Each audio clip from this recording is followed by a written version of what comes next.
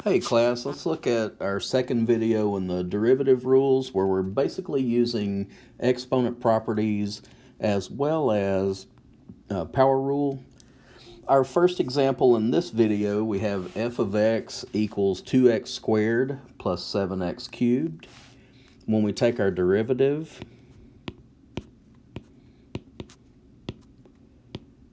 the first term, 2 times 2, take 1 off your exponent. That leaves x to the first.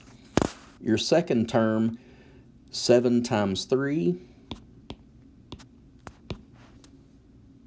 x to the 3 minus 1.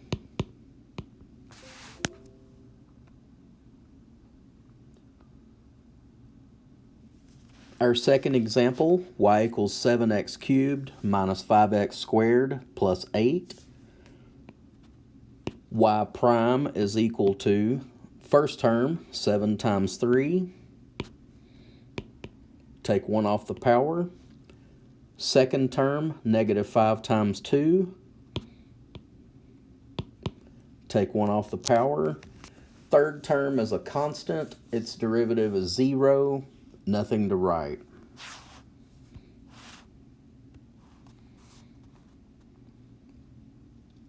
Our third example, f of x equals x to the 7/2 power, f prime of x. This term has a leading coefficient of 1, although it's not written, it's an understood 1. 1 times 7/2. X to the 7/2 minus 1.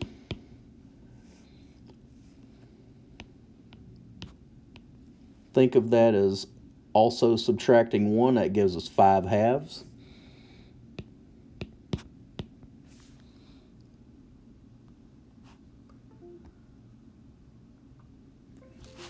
Our fourth example, 14x to the 1/7.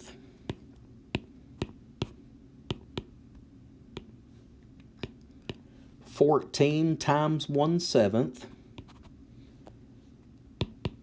1/7 minus 1,